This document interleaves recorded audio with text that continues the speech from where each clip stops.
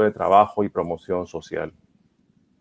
Antes fue investigador principal en el Instituto de Libertad y Democracia en el Perú y decano de la Facultad de Derecho de la Universidad Peruana de Ciencias Aplicadas. Tiene un máster en Políticas Públicas Internacionales de la Escuela de Estudios Internacionales Avanzados de la Universidad Johns Hopkins. En estos tiempos extraordinarios en que vivimos, la necesidad de un Estado capaz se hace cada vez más evidente.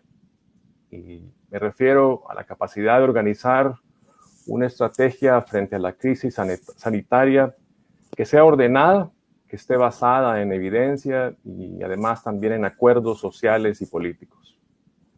Y sobre todo, a la capacidad de que esa estrategia pueda aplicarse en la práctica y proteger efectivamente la salud y la vida de los ciudadanos. Francis Fukuyama postuló recientemente que cuando examinemos los resultados de las respuestas estatales ante la crisis del COVID, estos no se van a diferenciar necesariamente por el tipo de régimen, ya sea democrático o autocrático, que los aplicó, sino por la capacidad de los estados para enfrentar la crisis y la confianza que los ciudadanos tengan de la respuesta estatal. Y hace una semana, más o menos, se publicó un estudio de la Universidad de Oxford que, utilizando datos de una inmensa muestra de 111 países, concluye que las personas están cumpliendo mejor las restricciones de movilidad en los países democráticos que en los países con gobiernos autoritarios. Al presentar el estudio, el investigador explicó que la conclusión principal es que las personas están más dispuestas a cumplir las reglas si confían en sus gobiernos, lo cual ocurre únicamente cuando estos están dispuestos a rendirles cuentas. Es decir, pareciera que un presupuesto necesario de una respuesta exitosa frente a la crisis del COVID-19 es la confianza que los ciudadanos tengan respecto de su gobierno y respecto de la estrategia que está utilizando para ese fin.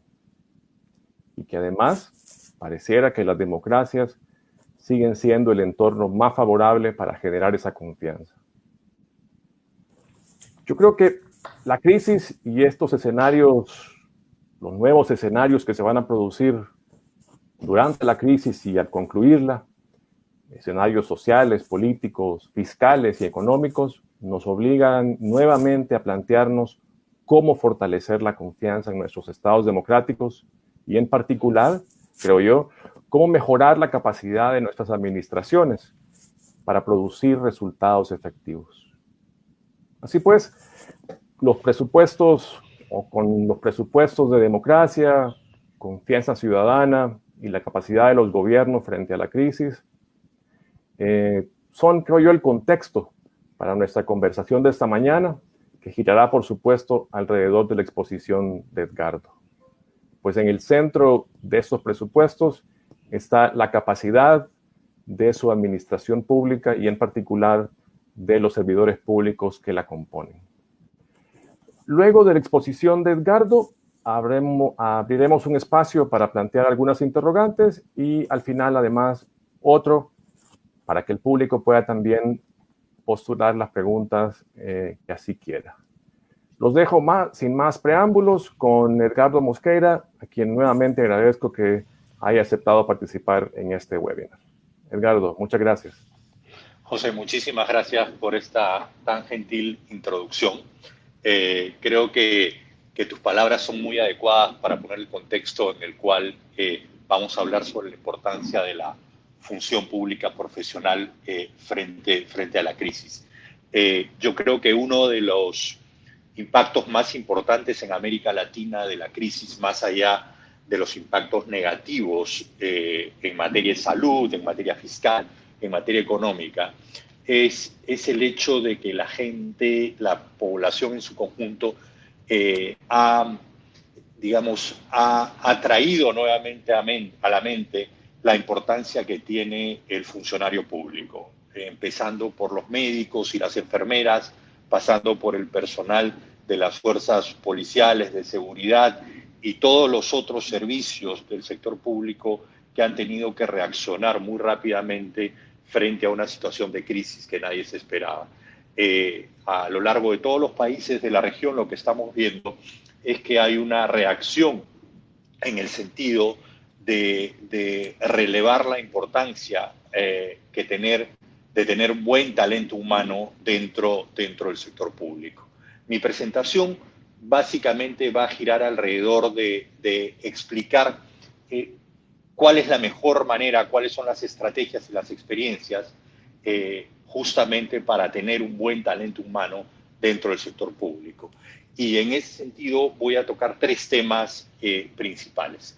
El primero, alrededor del rol y la importancia del servicio civil para la gestión pública.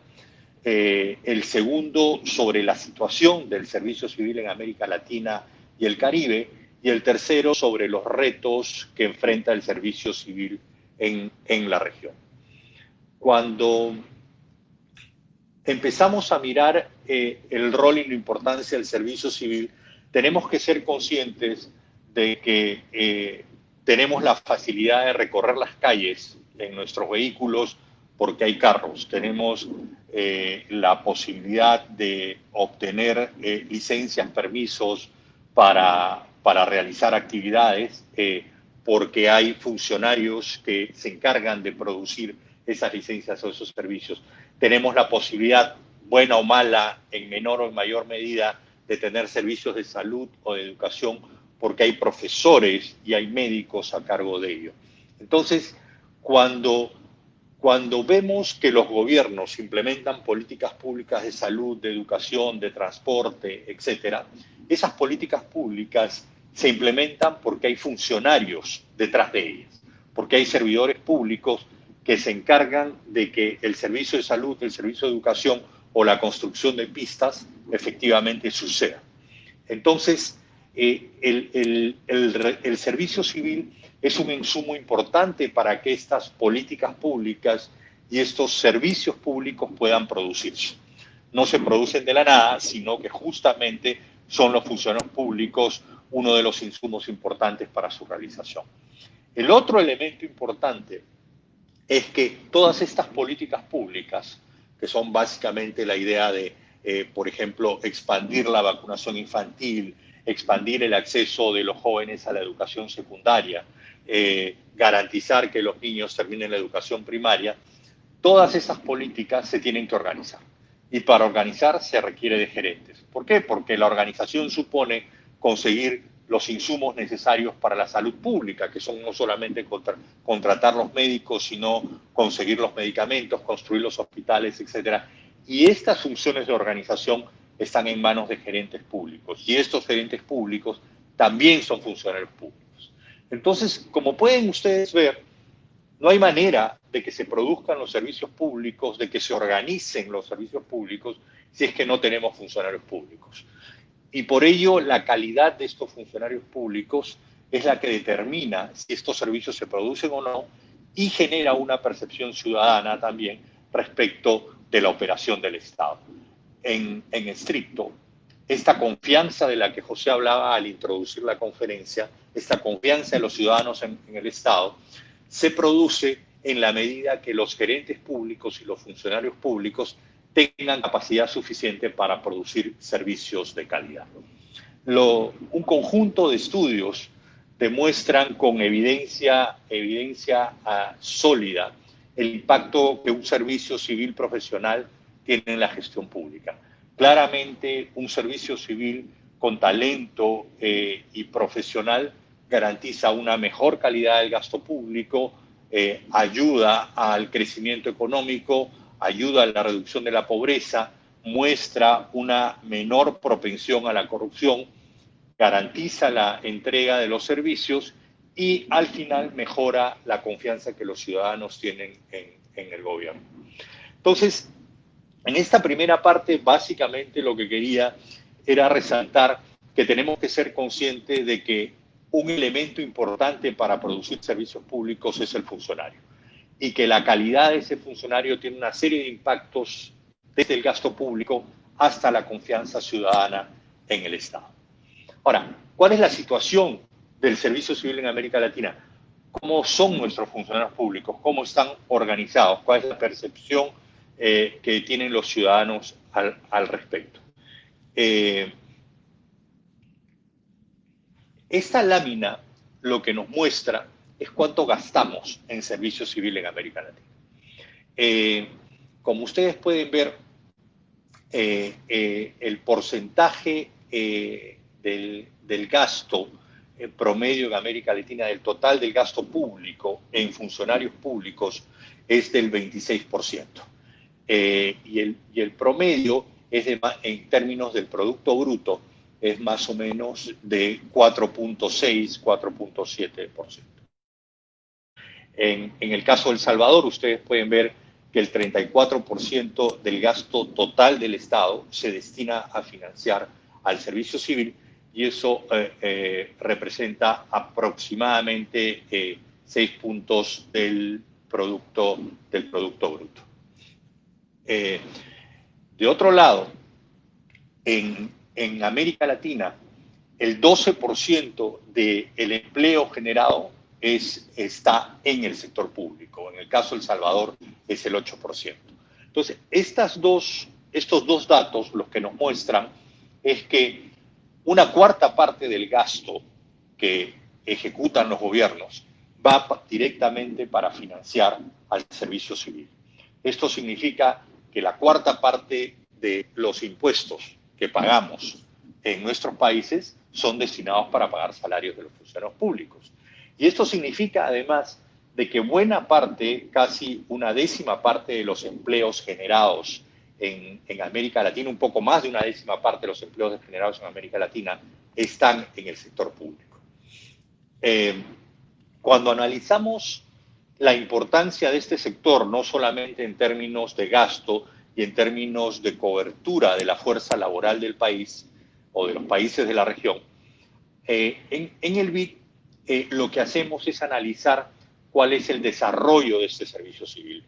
Contamos con una metodología que se diseñó la década pasada, en la cual analizamos una serie de factores que nos permiten ver cuál es el nivel de desarrollo del servicio civil en la región. La lámina que ustedes están viendo, ustedes podrán ver que entre el 2004 y el 2012 al 2017, dependiendo la fecha en que hayamos evaluado el país, se produjo un salto importante en la calidad del servicio civil en la región, donde en el 2004 el promedio en América Latina alcanzaba un puntaje de 30 sobre 100. En el 2012, en el periodo 2012-2017, esto saltó hasta 38 puntos.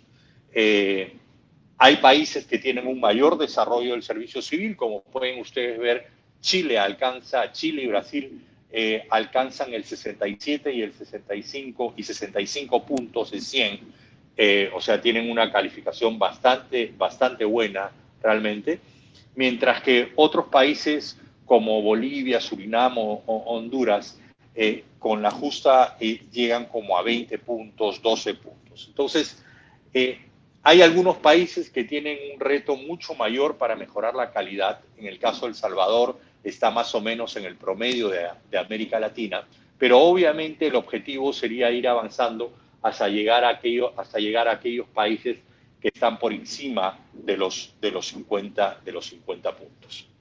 Entonces, en resumen, la situación del servicio civil en América Latina es que concentra una importante cantidad del gasto público, casi una cuarta parte de él, concentra una cobertura importante de más allá de 10 puntos, de 10% del total de la masa laboral, pero su calidad todavía enfrenta muchos retos, con las excepciones de un conjunto de países que están por encima de 50 puntos en una calificación que llega hasta 100, el promedio de la región solo llega a aproximadamente 38 puntos, con lo cual hay un espacio importante de avance que se puede alcanzar. En el caso de Centroamérica, como ustedes pueden ver en la siguiente lámina, el índice de calidad del servicio civil mejoró de 21 a 31 puntos desde el 2004 hasta el periodo 2012-2017, La mayoría de los países se encuentran por debajo del promedio de América Latina y El Salvador está ligeramente por encima de la media de Centroamérica y por debajo de la media de América Latina y el Caribe.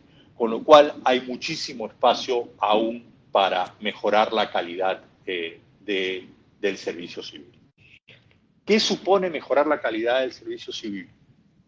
Supone todos los impactos de lo que hablamos. En la medida que la calidad del servicio civil se acerque a esos 100 puntos que este índice describe, vamos a tener países con mejores servicios públicos, con mejor calidad del gasto público, con menor pobreza, con mayor crecimiento y con mayor confianza de los ciudadanos en sus gobiernos. En ese sentido, la pregunta es, ¿qué retos se enfrenta América Latina para mejorar su servicio civil, para lograr que todos estos objetivos de calidad de gasto, de mejores servicios, efectivamente se alcancen con un talento humano de mayor calidad? Nosotros identificamos que hay 4 grandes retos que América Latina enfrenta en este momento. El primer reto es mejorar la gerencia pública. Como les dije al principio de la presentación, tenemos miles de funcionarios públicos en el sector público, pero tenemos una capa especial que es la de los gerentes públicos, que son los responsables de organizar y ejecutar los servicios que brinda el Estado. La evidencia nos muestra que tener buenos gerentes públicos tiene un impacto positivo importante en la prestación de estos servicios y en el gasto público. ¿Cuáles son los retos en ese sentido que enfrenta la región? La selección de la alta dirección, que son los niveles básicamente por debajo de los ministros y los viceministros, o sea, los directores públicos, usualmente se hace en función de relaciones políticas o en relación de antigüedad, con alta discrecionalidad que conlleva riesgos. Nadie dice que la discrecionalidad no sea mala, porque a veces tenemos información de buenos profesionales que deben ocupar estos cargos públicos, y esa discrecionalidad puede servir para hacer una buena selección, pero también conlleva riesgos, y estos riesgos es de que esa selección no se base en la calidad, en el talento humano, en las habilidades para la gestión, en el rendimiento o en la calificación que tengan estas personas, sino en otro tipo de factores. Entonces, lo que tenemos que hacer es tratar de que esos sean los elementos para seleccionar a estas personas. Habilidad de gestión, rendimiento, calificación para el puesto. La ventaja que nos va a traer es que nos va a permitir conseguir gerentes públicos que generan impactos positivos sobre el gasto. ¿Qué avances ha habido en la región en términos de conseguir este tipo de gerentes públicos, de profesionalizar la alta dirección? Hay 2 a 3 ejemplos bastante buenos en la región. El de Chile y el de Perú son los más contundentes, aunque también cabe citar a Brasil. Chile tiene un servicio ejecutivo senior desde el año 2004, que en el 2015 ya cubría el 76% de los puestos. Mientras que Perú creó un cuadro de gerentes públicos y tiene una institución que se llama Servir, donde más de 300 puestos en el nivel medio de gestión fueron contratados mediante este sistema. Brasil también tiene un sistema similar y en el Caribe, Costa Rica y Uruguay también hay un esquema de funcionarios de carrera que funciona con la lógica que estos gerentes públicos tienen un tratamiento y un régimen especial. ¿Cuál es la evidencia sobre el impacto de estos regímenes que tratan justamente de atraer gerentes públicos de calidad? En el caso de Chile, hay varios estudios, pero uno de los principales trae evidencia empírica de que los hospitales públicos aumentaron su eficiencia cuando fueron conducidos por gerentes públicos contratados, reclutados mediante este sistema profesional de concurso especial. En el caso de Perú, también se hizo el mismo estudio demostrando que los gerentes públicos que ocuparon puestos para gerenciar proyectos de infraestructura lograron elevar el gasto de infraestructura en un 90%. Esto demuestra que tener un régimen especial para gerentes públicos en la región ha generado impactos positivos en la calidad del gasto en la prestación de servicios. Y esto obviamente no es un ejemplo solo en la región. En los países de la OCDE, 31 de 33 países tienen sistemas de gerencia pública de alta dirección. Y nosotros lo que hemos hecho en el caso de Chile, Perú y algunos otros países de la región es justamente recoger estas experiencias de los países desarrollados, donde hay muchísima más evidencia de cómo estos sistemas de gerencia pública permiten mejorar la calidad del servicio. La buena noticia de esto es que no es necesario hacer una reforma integral de todo el servicio civil en la región para empezar a tener impactos positivos. El primer paso y la mejor estrategia es probablemente empezar justamente con estos gerentes públicos. Pasamos al segundo reto que tenemos en la región. Como todos ustedes saben, hoy en día estamos teniendo este webinar y todos los que están atendiendo lo pueden hacer a través de un teléfono inteligente, de su computadora o de su tableta, porque básicamente nos estamos moviendo hacia la posibilidad de tener no solamente webinars, sino servicios, comunicación, etcétera, a través de herramientas y mecanismos digitales. La mayoría de ustedes alguna vez ha podido comprar o hacer un trámite con un banco o comprar algún producto utilizando tecnología digital, desde su teléfono, desde su computadora. Bueno, el sector público tiene que ir también hacia ese sistema, hacia un sistema en que los trámites se puedan hacer digitalmente.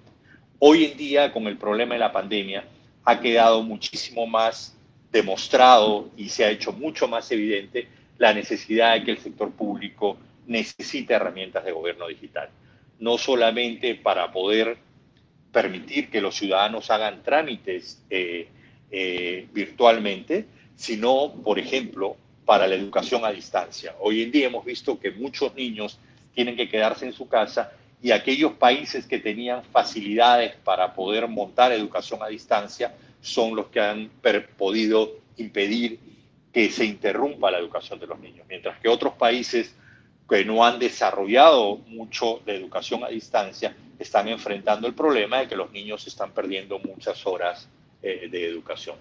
Entonces, cuando nosotros empezamos a mirar qué cosa es lo que está haciendo América Latina en materia de montar estrategias de gobierno digital, de transformación digital, vemos que básicamente las 22 estrategias de transformación digital que hay en América Latina tocan algunos temas sobre atraer talento humano con habilidades digitales.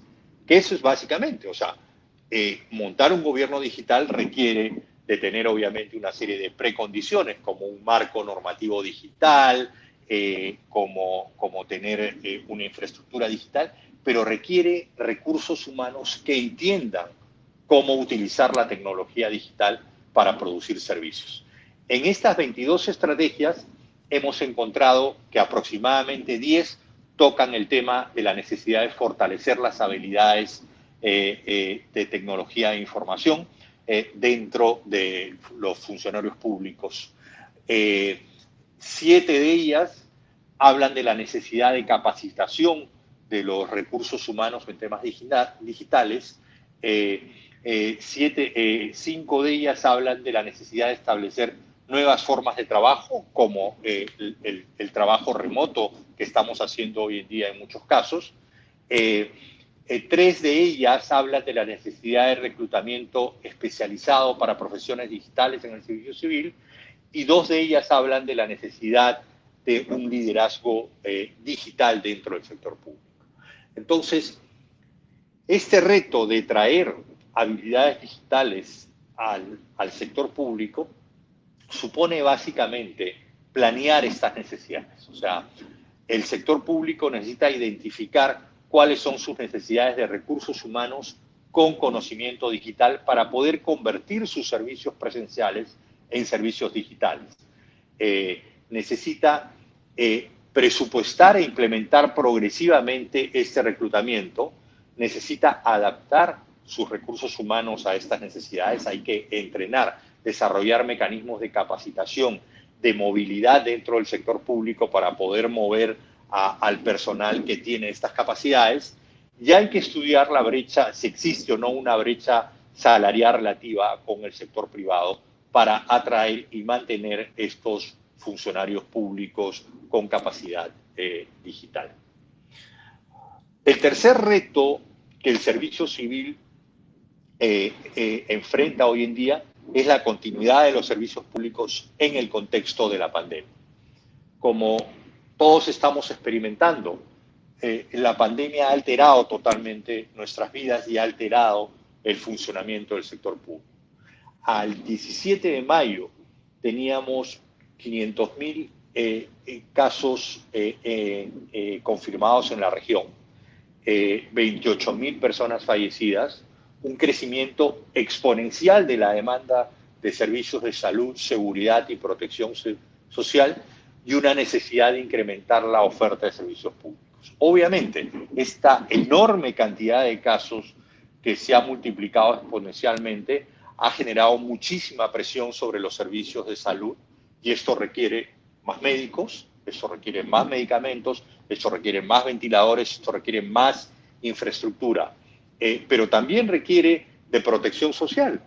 Los países han empezado a implementar mecanismos para dar a la población más vulnerable transferencias monetarias, porque como no pueden ir a trabajar, de alguna manera hay que sostener a esas familias. Entonces, todo esto requiere de una movilización muy grande del sector público, de una mayor demanda de operación del sector público.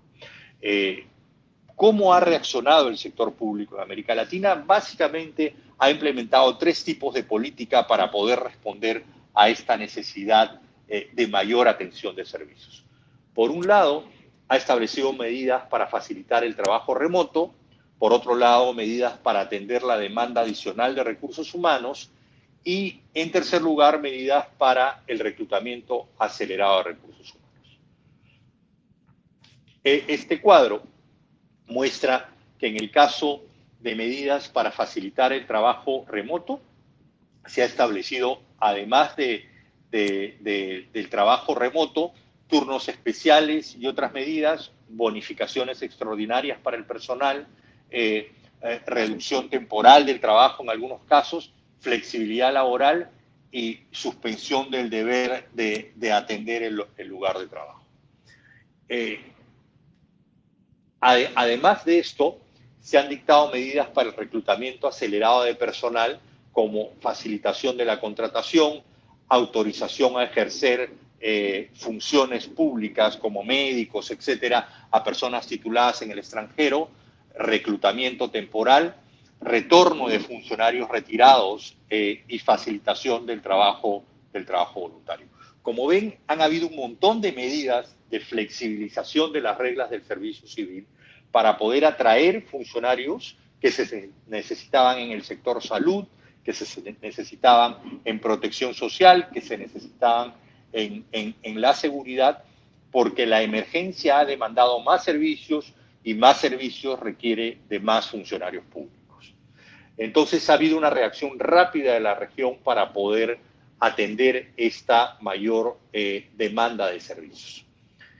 El cuarto reto que enfrenta la región, y este es un reto hacia el futuro, es un reto que la pandemia nos ha desnudado de manera más clara. Y es que la inequidad en la región es muy alta.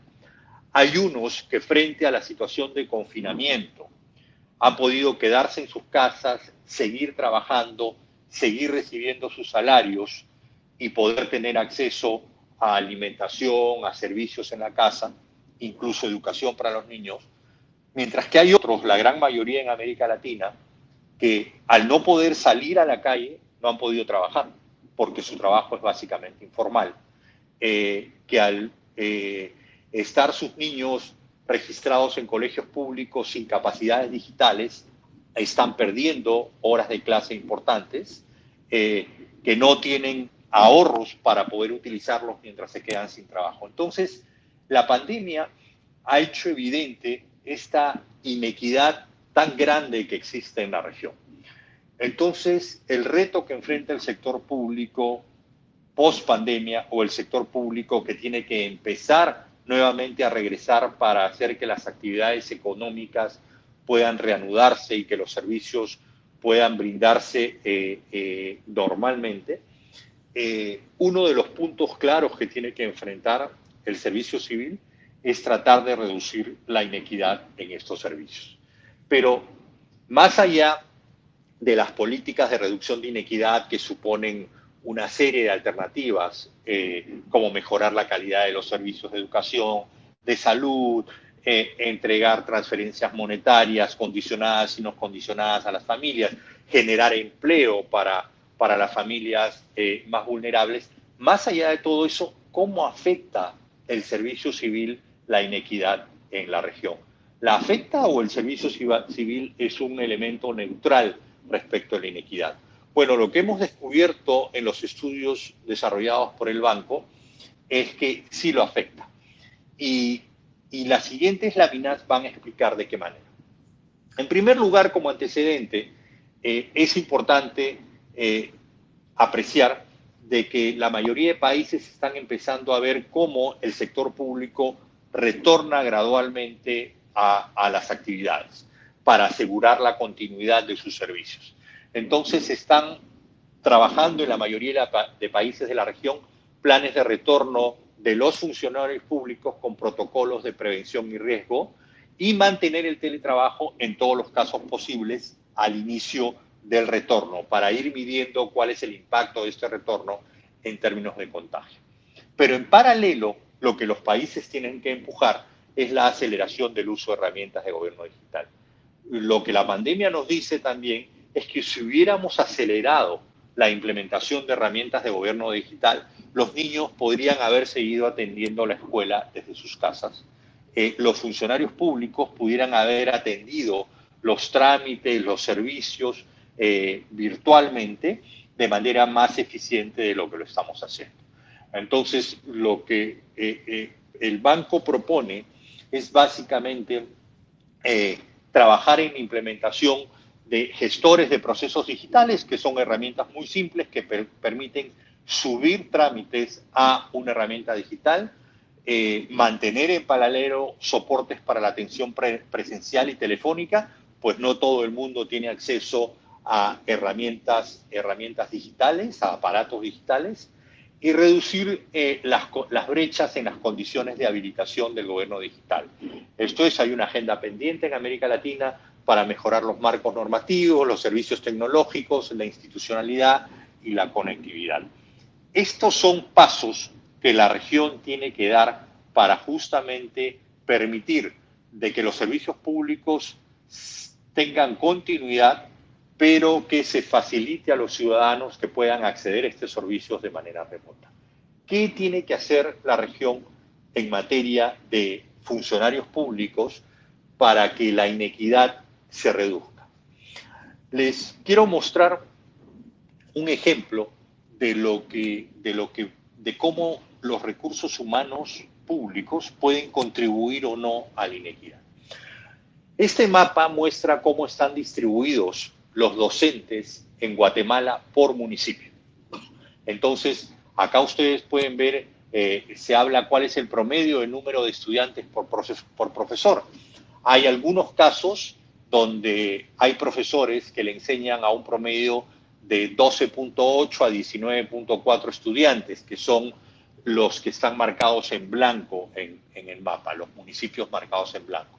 Pero hay otros casos, que es el caso extremo, donde tenemos profesores que tienen a su cargo entre 32.5 y 39 estudiantes, que son los que están en azul. Entonces, en Guatemala, y esto sucede en cualquier país en América Latina, la distribución de profesores por alumnos no es equivalente en términos de número. O sea, hay profesores que tienen a su cargo muchos más alumnos, 3 veces más alumnos que otros profesores. Y eso tiene un impacto en la calidad del servicio. Estas gráficas que ven ahora muestran que cuanto más número de alumnos tiene un profesor, hay mayor tasa de fracaso en la enseñanza. que es el primer recuadro. El recuadro de la derecha muestra que cuantos más alumnos tienen un profesor, la tasa de abandono de los chicos en la escuela es mucho mayor. Entonces hay una correlación muy clara entre el número de alumnos que tiene cada profesor. Hay otros elementos obviamente causales, la calidad del profesor, la calidad del colegio en el cual estudia el niño, el acceso a libros, la alimentación de los niños. Hay varios factores, pero la sola distribución de los recursos humanos es un factor también importante al que no estamos mirando detenidamente.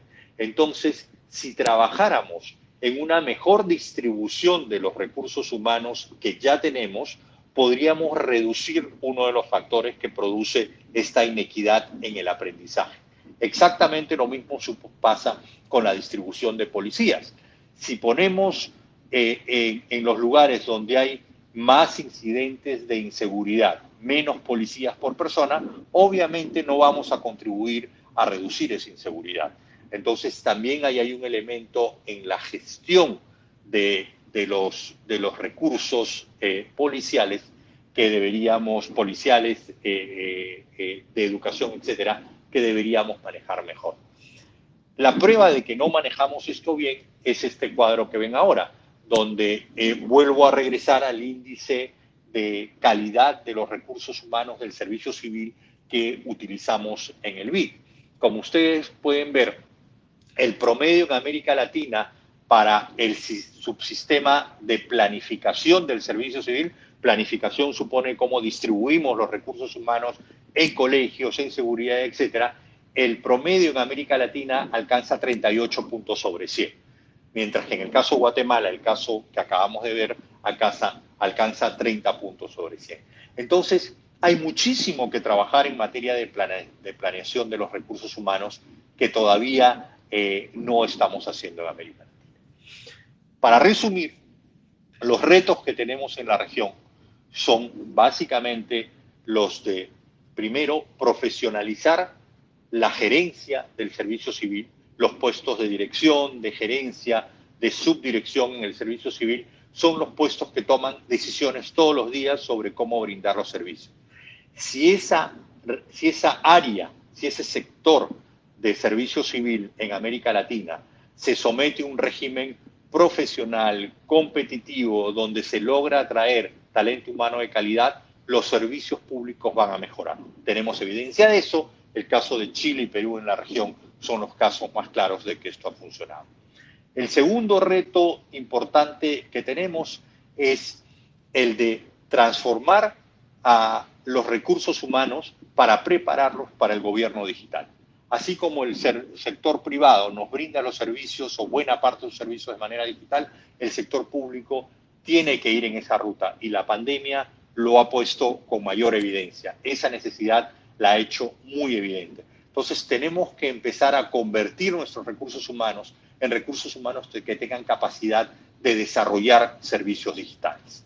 El tercer reto que enfrentamos es el de garantizar que los servicios se sigan manteniendo en el contexto de la pandemia, garantizar la continuidad del servicio civil.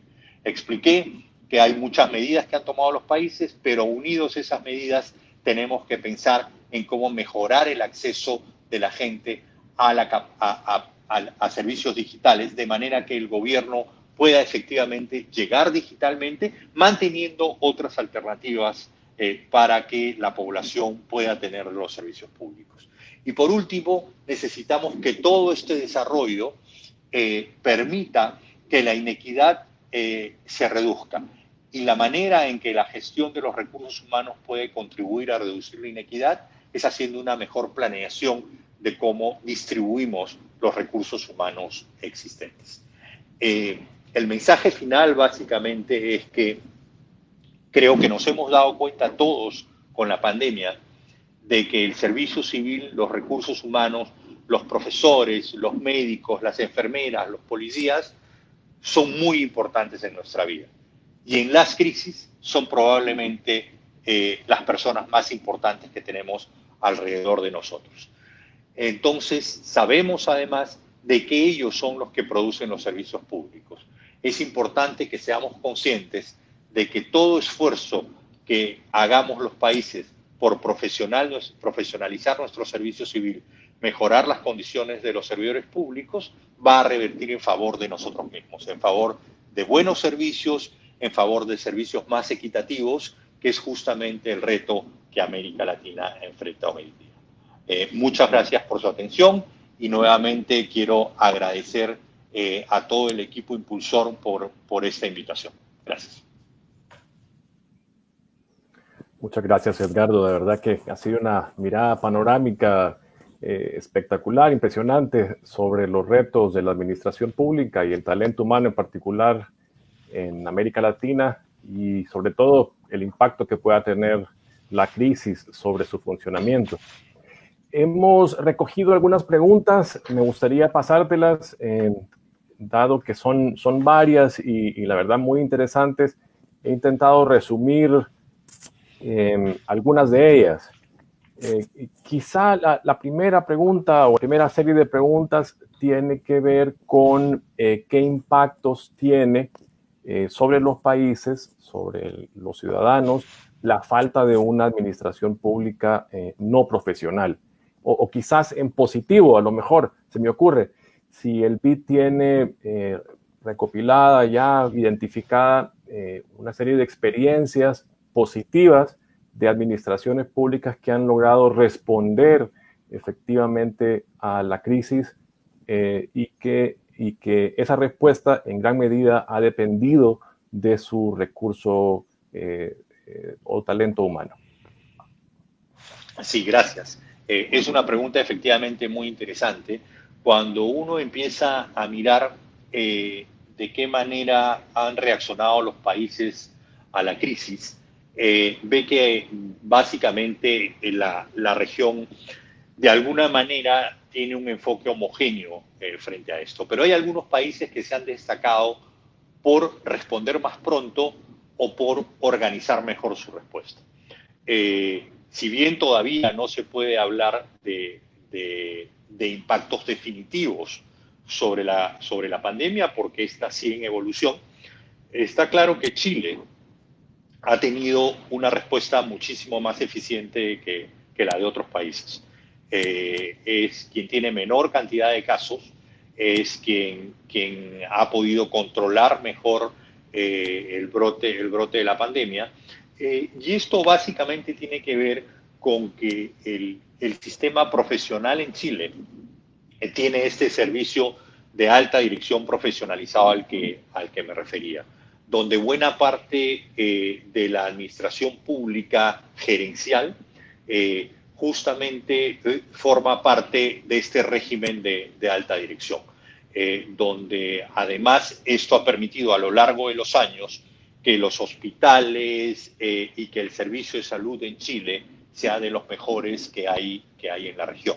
Entonces, como lo mencioné en la presentación, uno de los estudios empíricos más sólidos que tenemos en la región sobre el uso del sistema de gerencia pública es el caso de Chile, donde quedó demostrado de que la atención en los hospitales de Chile mejoró considerablemente cuando los directores de los hospitales fueron reclutados mediante el sistema de gerencia pública. Bueno, esto fue 10 o 15 años atrás.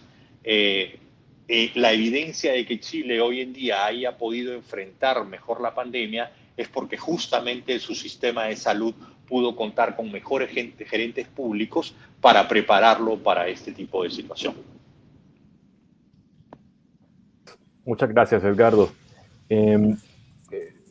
Quizás el otro conjunto de preguntas tienen que ver con un poco la ruta y la experiencia que tiene el banco en identificar fases claves de la ruta de transformación de los servicios civiles de los países de la región. Y quizás muy puntualmente te preguntan si crees que hace falta un nuevo marco jurídico de la función pública en El Salvador. Bueno, en el banco hemos trabajado en prácticamente todos los países de la región en hacer análisis sobre los servicios civiles. Ustedes recordarán en la presentación que hice que mostré cuál era la situación de los países en América Latina en términos de este índice de desarrollo del servicio civil. Cuando ustedes ven la lámina que acabo de volver a colocar, no sé si se ve, sobre Centroamérica, ustedes ven que de los 100 puntos en el índice de desarrollo de servicio civil que puede alcanzar un país, el promedio de Centroamérica es de 31 puntos y El Salvador alcanza los 34 puntos. Entonces, El Salvador tiene un largo camino por recorrer para alcanzar los niveles que tienen países como Brasil, Colombia, Chile o incluso Perú, que están por encima o alrededor de los 50 puntos. Eso supone, entre otras cosas, modificar obviamente el marco normativo, porque la estrategia que han seguido buena parte de estos países ha sido empezar instaurando un régimen de gerencia pública. Y el régimen de gerencia pública requiere pues de una creación legal que no solamente garantice varios aspectos. El primero y más importante, un reclutamiento altamente competitivo para llenar estos puestos. El segundo, la configuración de un marco de competencias y habilidades que defina claramente qué tipo de características tienen que tener estos funcionarios en términos de preparación y experiencia. Un tercero, una protección de estos funcionarios frente a influencias políticas negativas que pudieran haber, de manera de que, si bien su obligación es la de implementar la política pública que el gobierno dicta, esa debe ser su obligación y no otra. Y debe estar protegido para presiones que vayan, digamos, que traten de impulsar sus decisiones fuera de lo que la política pública dictada por el gobierno establece. Y cuarto, un régimen de incentivos salariales y no salariales que hagan atractivo que las mejores personas postulen estas posiciones. Todo eso requiere un marco normativo nuevo, como el que tiene Chile, como el que tiene Perú con Servir, o como el que ahora último se está discutiendo recientemente, por ejemplo, en Paraguay. Entonces, sí, a la pregunta de si es necesario un marco normativo, sí es necesario para instaurar este régimen de gerencia pública y marcos normativos que pueden ser ejemplo para esto existen ya en la región. Genial, muchas gracias, Edgardo. En el mismo sentido, hay dos preguntas, una que tiene que ver con la oportunidad. ¿Será este un buen momento para estar hablando de una reforma, una transformación del servicio civil en medio de una pandemia? Y en el mismo sentido, si tú eligieras contenidos básicos de un nuevo marco jurídico del servicio civil en El Salvador, ¿qué pondrías? ¿Cuáles serían tus 3 elementos elementales sin los cuales no podría, digamos, transformarse el servicio civil en El Salvador? Bueno, sobre la primera pregunta, si esta es la oportunidad, sin duda es la oportunidad. Y yo creo que varios países en la región, no creo, soy consciente que varios países en la región están viendo esta crisis como una oportunidad para reformar no solo el servicio civil, sino todo el sector público. ¿Por qué? Porque la crisis ha puesto en evidencia, primero, sobre la importancia del sector público para prestar servicios, segundo, sobre las carencias del sector público para prestar estos servicios, y tercero, sobre la necesidad imperiosa de buscar algún nuevo normal, alguna manera de regresar a la continuidad, pero que va a requerir de cambios en la manera como opera el sector público. Tú mencionabas al principio, José, de tu presentación, que Francis Fukuyama menciona que al final de la crisis lo que va a quedar en evidencia fue qué sector público pudo enfrentarla y qué sector público no pudo hacerlo. Eso es lo que la gente va a mirar finalmente. Y en uno de los últimos libros publicados por Fukuyama, él hace un recuento de cuáles son los elementos fundamentales para que haya una buena gobernabilidad. Y él dice básicamente que la buena gobernabilidad se basa en un par de factores, en 2 o 3 factores, 2 de los cuales recuerdo ahora. los tres creo que los recuerdo. Uno es la existencia del Estado de Derecho, esto es de que haya reglas de juego que se respeten claramente con un sistema judicial que haga que estas reglas se respeten. Un segundo elemento de que haya derechos de propiedad, contratos, etcétera, que sean respetados y que la gente genere confianza y pueda cooperar para realizar actividades porque hay contratos y derechos de propiedad que se respetan. Y un tercer factor, y estos factores a los que Fukuyama se refiere, dice que históricamente son los factores que han permitido que las sociedades más desarrolladas lo sean hoy en día. El tercer factor que él menciona es burocracias profesionalizadas. Y él dice, donde hay burocracias profesionalizadas que no están sujetas a los vaivenes de la política, sino que están sujetas a los mandatos legales y a las políticas públicas establecidas legalmente, es donde efectivamente hay gobiernos más consolidados, gobiernos mucho más eficientes. Entonces, hoy en día estamos frente a ese reto de establecer burocracias profesionales. ¿Y cuáles son las estrategias? No solamente para El Salvador, sino creo para el resto de la región, pero pensando en El Salvador, sin duda, siguiendo el ejemplo de la mayoría de los países de la OCDE y el ejemplo de la región, sería empezar con el establecimiento de un sistema de alta dirección o de gerencia pública profesional. Eso requiere una modificación al marco legal, ese es un primer paso poderoso. Un segundo paso importante en El Salvador para mejorar su servicio civil es empezar a pensar el impacto que el gobierno digital tiene en el servicio civil. Si queremos tener un gobierno digital en El Salvador, tenemos que empezar a pensar en un servicio civil que piensa digitalmente. Esto no implica que todos los servidores públicos tienen que ser expertos digitales. Esto significa que todos los servidores públicos tienen que saber cómo su trabajo se puede beneficiar de las herramientas digitales. Ese es el segundo elemento, creo, crucial que se tiene que pensar en El Salvador si vamos hacia la idea de transformar el servicio civil. Y el tercer elemento, en planificarlo, en tener una planificación mucho más ordenada que incida sobre ese elemento del índice de calidad del servicio civil que tiene el BID, que es el subsistema de planeación. Asignar, distribuir los recursos humanos de una manera más eficiente a como las distribuimos hoy en día, para poder tener primeros impactos en la equidad que generen una mejora en la gestión, en la prestación de los servicios públicos. Entonces, resumiendo, yo diría de que en el caso de El Salvador, cuáles podrían ser unos primeros pasos para ir en la dirección de la transformación hacia un servicio civil profesional, es en primer lugar, crear una gerencia pública profesional, en segundo lugar, preparar el servicio civil para un gobierno digital y en tercer lugar, mejorar la planeación de la distribución de recursos humanos para tener un primer impacto en la inequidad. Genial, gracias. En ese primer elemento, que es, digamos, la alta gerencia pública, dice la evidencia que es usualmente donde más discrecionalidad existe en el nombramiento de servidores públicos.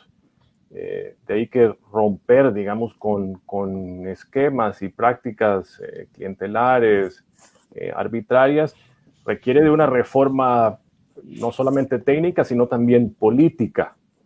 ¿Qué podrías decirnos al respecto en términos del ambiente político, de las condiciones de voluntad política que permiten impulsar una reforma de este calado? Bueno, yo creo que las condiciones están dadas y esto se está viendo en América Latina. Los ciudadanos de la mayoría de países, como decía, son conscientes hoy en día del rol importante que tiene el servicio público, la función pública. Y en esa medida, los ciudadanos van a exigir cada día más mejores servicios del gobierno. Ya lo venían exigiendo, con la pandemia ha quedado claro de que es importante transformar el servicio de educación, transformar el servicio de salud, transformar la seguridad pública. Esa demanda solamente se ha hecho más evidente ahora y se ha incrementado. Este es el momento en el cual están las condiciones políticas para que aquellos gobiernos que quieren una reforma y profesionalizar su servicio civil comprometan a los congresos para pasar las leyes que se necesitan para ello. El ejemplo que me viene a la mente rápidamente es el de Paraguay. Paraguay venía ya desde hace unos 10 meses con un acuerdo entre el sector público y el sector privado para implementar un pacto fiscal. Un pacto fiscal que mejorara, incrementara la recaudación de impuestos necesarios para cubrir el pago de los servicios, pero a cambio de que el sector público mejorara. O sea, el sector privado aceptó una reforma tributaria a cambio de que el sector público aceptara una reforma del servicio civil y una reforma de la calidad y del gasto público. Bueno, hoy en día se está discutiendo en Paraguay 3 reformas importantes. Una reforma al servicio civil, una reforma a la organización de todo el Poder Ejecutivo y una reforma a la organización del Ministerio de Hacienda. ¿Con qué objetivo? Básicamente con el objetivo de mejorar servicios.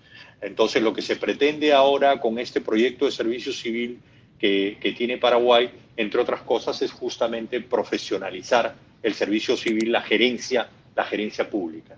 Entonces, las condiciones, creo, están dadas hoy en día porque hay una demanda de mejores servicios, hay una necesidad de mejorar los servicios, hay una necesidad de llevar a los gobiernos hacia el gobierno digital, y esa necesidad necesita una respuesta de los gobiernos. Y por ello yo creo que la alineación política está dada en muchos países de la región para explicar que las necesidades que ha generado la pandemia generan las condiciones para que haya respaldo político y de la ciudadanía para hacer una reforma de esta naturaleza. ¿Conoces alguna experiencia en la región de coaliciones de sociedad civil como el equipo impulsor que hayan sido también actores exitosos, digamos, en impulsar esta conversación? Sí, históricamente hay muchos, ¿no? Quiero, por ejemplo, poner el caso de Perú. En los años 90 hubo una coalición muy fuerte entre el sector privado y el gobierno en su momento y buena parte de las fuerzas políticas para sacar adelante un paquete de reformas estructurales que son las que ha permitido que el Perú hoy en día pueda tener una respuesta fiscal tan poderosa como la que ha tenido, que es la respuesta fiscal más poderosa en toda la región en términos de apoyo a las microempresas, de apoyo al sector privado, de apoyo a los grupos vulnerables. El Perú ha sido capaz de poner muchos recursos porque mantuvo durante los últimos 30 años una coalición muy fuerte entre el sector público y privado detrás de un modelo fiscal bastante eficiente. Más cerca, el ejemplo que da de Paraguay, del pacto fiscal celebrado entre el sector privado y el sector público, muestra cómo es posible tratar de generar un nuevo contrato social donde los privados aceptan efectivamente una reforma tributaria para contribuir más para financiar los servicios públicos, pero el Estado, por otro lado, se compromete realmente a brindar mejores servicios, a adelgazarse en todo aquello que no es necesario y a organizarse mucho mejor, ¿no? Interesantísimo. Vamos casi por cerca del final de este webinar. Edgardo, no queremos abusar, pero tengo 2 preguntas quizás finales, una sobre el presente y otra sobre tu mirada de futuro. La del presente, me comentan que estos datos de la visión panorámica de América Latina y sus servicios civiles corresponden al año 2018. Con lo cual, seguramente algunas de estas reformas habrán sido o abandonadas o habrán sido afectadas también en el contexto de la crisis. Y me preguntan si el BID está trabajando en actualizar estos datos. Esa es la primera pregunta. Y la segunda, yo creo que a todos nos interesaría conocer cuál es tu mirada de futuro, qué cara tiene la administración pública post-COVID, una vez salgamos a la nueva normalidad. Es una administración pública más ágil, es una administración pública más grande, es una administración pública con más rendición de cuentas. En fin, ya nos contarás. Bueno, mil gracias. Sobre la actualización de la información, sí.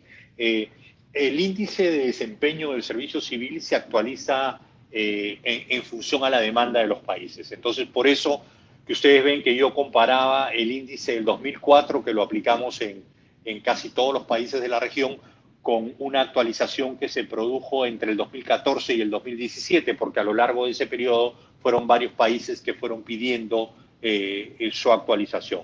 Entonces, la actualización es relativamente reciente, pero sin duda que la crisis generada por la pandemia va a generar una nueva lectura de nuestro servicio civil. Y desde ese punto de vista estamos trabajando en dos frentes. Uno, en seguir actualizando esa información, pero en segundo lugar, en desarrollar un nuevo índice mucho más cuantitativo, porque este índice es cualitativo, es básicamente sobre las percepciones que los propios funcionarios públicos tienen sobre cómo está organizada la planeación, el reclutamiento, la promoción por mérito, el sistema de contratación dentro del servicio civil. Entonces, lo que queremos hacer es usar mucho más dato duro para poder determinar si la planeación funciona o no funciona. Entonces, estamos desarrollando una nueva metodología que esperamos empezar a utilizar en los próximos años en la región. Respecto de la segunda pregunta, ¿cómo veo al servicio civil, cómo veo al sector público luego de la pandemia? Yo creo que primero es muy difícil tener una bola de cristal para saber cómo va a quedar el sector público, pero sí creo que van a haber dos tipos de sectores públicos, siguiendo lo que decía Fukuyama y tú mencionabas, José, al principio.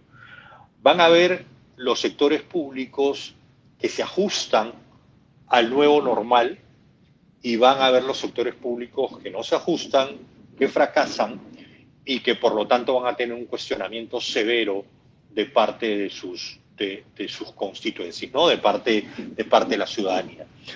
El sector público que se ajusta va a ser un sector público que va a decir, en primer lugar, esto es una oportunidad, porque la población se ha dado cuenta de la real importancia del médico y de la enfermera que están en el hospital público o en el centro de salud. La población se ha dado cuenta de la importancia de ese profesor que está haciendo el esfuerzo por preparar una clase virtualmente y tener una clase virtual con los niños o tener algún tipo de mecanismo el Ministerio de Educación, como lo está haciendo Perú, por ejemplo, a través de la televisión para que los profesores den clases. El ciudadano se está dando cuenta de la importancia que es tener policías para garantizar la seguridad y el ciudadano se está dando cuenta de que al final todos estos funcionarios públicos que muchas veces eran criticados, en muchos casos llegan a tener actos heroicos como los que están teniendo nuestros médicos y nuestras enfermeras. Por otro lado, creo que los gobiernos también se van a dar cuenta de que esta oportunidad que surge al haberse dado a la ciudadanía la importancia del servicio civil es una oportunidad también porque la ciudadanía se está dando cuenta y los gobiernos se han dado cuenta de que debimos hacer la transformación digital de los gobiernos antes. De que así como podemos desde un teléfono público, desde un teléfono, privado, acceder a servicios bancarios, comprar cosas, etcétera, deberíamos ser capaces de hacer muchos trámites con el gobierno digitalmente. Entonces, eso es otro elemento de oportunidad que los gobiernos tienen que ver. Entonces, si miramos hacia el futuro, los gobiernos que aprovechan la crisis son gobiernos que van a acelerar la transformación digital. Son gobiernos que van a invertir en transformar sus recursos humanos para crear una gerencia pública muy fuerte que es capaz de empujar esta transformación digital, pero que es capaz también de hacer que todo el servicio civil empiece a acomodarse, a ayornarse al funcionamiento digital, a entender cómo las herramientas digitales pueden ayudar en desarrollar los servicios digitales. Y en tercer lugar, yo creo que los gobiernos, el nuevo gobierno en América Latina que tiene éxito, es aquel que entiende que la inequidad no es más sostenible en la región, que los servicios públicos, el gasto público en su conjunto, tiene que enfrentar con estas herramientas digitales, con estas herramientas de una gerencia pública mucho más eficiente, tiene que enfrentar la inequidad y tiene que generar mejores servicios, pero que incluyan a más gente. Mejores servicios donde los niños de más vulnerables tienen una mejor educación, tienen una mejor alimentación, tienen mejores controles de salud, tienen menores riesgos de violencia doméstica, donde la seguridad no solamente es para los más pudientes, sino la seguridad también es para los que menos tienen, y donde la seguridad se alía con la educación y con la generación de empleo para que los niños, para que los jóvenes que terminan de estudiar puedan tener oportunidades reales de trabajo y no caigan eventualmente en problemas de seguridad. Entonces, yo creo que hay tres factores hacia el futuro para los gobiernos exitosos que superan la situación de la pandemia. Uno, que es aprovechar esta oportunidad y esta conciencia que la población ha cobrado de la importancia del sector público. Y al cobrar esa conciencia, aprovechar esa conciencia de los ciudadanos para impulsar tres grandes reformas. La primera es esta reforma de la profesionalización del servicio civil. La segunda, esta reforma de un servicio civil que es capaz de impulsar el gobierno digital. Y la tercera, una reforma que reduce la inclusión y genera servicios con equidad para todos los ciudadanos.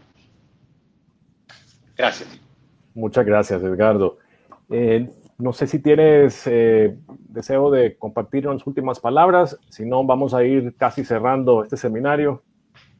Bueno, simplemente quiero reiterar mi agradecimiento al equipo impulsor, a USAID, a todos los que han hecho posible el webinar y obviamente a todos quienes gentilmente se han sumado a escucharnos y a compartir algunas ideas de lo que en el Banco Interamericano de Desarrollo venimos haciendo, así como reiterar el compromiso del Banco Interamericano de apoyar a todos los gobiernos de la región en impulsar estas agendas que no tienen más objetivo que el de mejorar la calidad de vida de todos nuestros ciudadanos. Muchas gracias. Muchas gracias, Edgardo. Pues te agradecemos realmente esta mirada panorámica, sobre todo de los 4 grandes retos que has identificado.